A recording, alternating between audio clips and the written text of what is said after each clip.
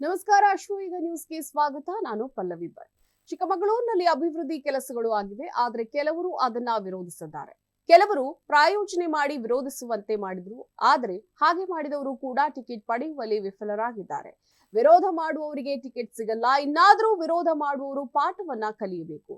ಪಕ್ಷವನ್ನ ವಿರೋಧಿಸುವವರಿಗೆ ಹೈಕಮಾಂಡ್ ಮಣೆ ಹಾಕಲ್ಲ ಅಂತ ಶೋಭಾ ಕರಂದ್ಲಾಜೆ ವಾಗ್ದಾಳಿಯನ್ನ ನಡೆಸಿದ್ದಾರೆ.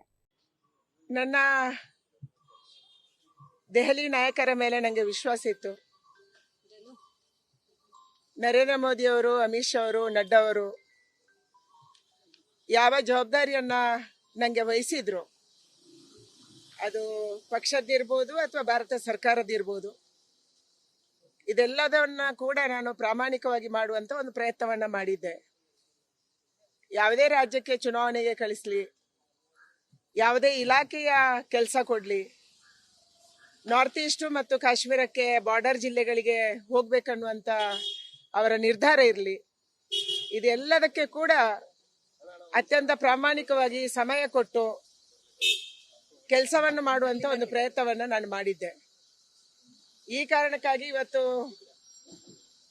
ನನ್ನ ನಾಯಕತ್ವ ನನ್ನನ್ನು ಗುರುತಿಸುವಂತ ಕೆಲಸ ಮಾಡಿದೆ. ನನಗೆ ವಿಶ್ವಾಸ ಇತ್ತು, ನಾನು ಹೇಳಿದ್ದೆ, ನನಗೆ ನನ್ನ ನಾಯಕತ್ವದ ಮೇಲೆ ವಿಶ್ವಾಸ ಇದೆ, ನಮ್ಮ ನಾಯಕರ ನಿರ್ಧಾರಕ್ಕೆ ನಾನು ಬದ್ಧ ಆಗಿದ್ದೀನಿ ಅಂತ. ಇವತ್ತು ಉಡುಪಿ ಚಿಕ್ಕಮಗಳೂರು ಜಿಲ್ಲೆಯಲ್ಲಿ ಬಹಳ ದೊಡ್ಡ ಪ್ರಮಾಣದ ಅಭಿವೃದ್ಧಿ ಕೆಲಸ ಆಗಿದೆ. ಆದ್ರೆ ಅದನ್ನು ಕೂಡ ಪರಿಗಣಿಸದೆ ಕೆಲವರು ವಿರೋಧ ಮಾಡಿದನ್ನು ಕೂಡ ನಾವು ಕಂಡಿದ್ದೀವಿ.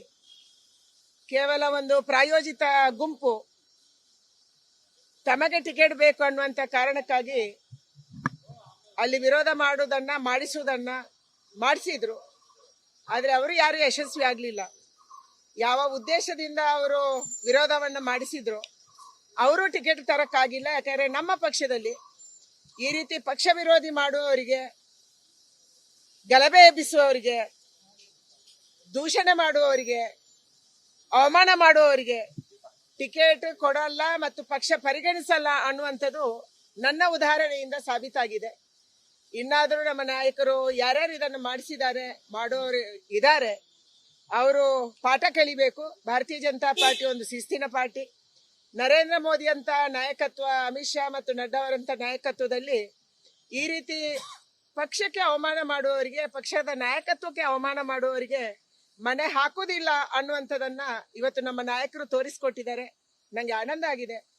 ನನ್ನ ಓಡಾಟಕ್ಕೆ, ನನ್ನ ಶ್ರಮಕ್ಕೆ ನಿಜವಾಗ್ಲೂ ನಮ್ಮ ನಾಯಕರು ನನ್ನ ಜೊತೆಯಾಗಿ ನಿಂತು ನನಗೆ ಬೆಂಗಳೂರು ಉತ್ತರದಲ್ಲಿ, ಮೊದಲು ನಾನು ಇಲ್ಲಿ MLA ಆಗಿದ್ದೆ, ಯಶವಂತಪುರದಲ್ಲಿ MLA ಆಗಿ ಇಲ್ಲಿ ಮಂತ್ರಿ ಆಗಿದ್ದೆ. ಸಾಕಷ್ಟು ಅಭಿವೃದ್ಧಿ ಕೆಲಸವನ್ನ ಯಶವಂತಪುರದಲ್ಲಿ ನಾವು ಮಾಡಿದ್ವಿ.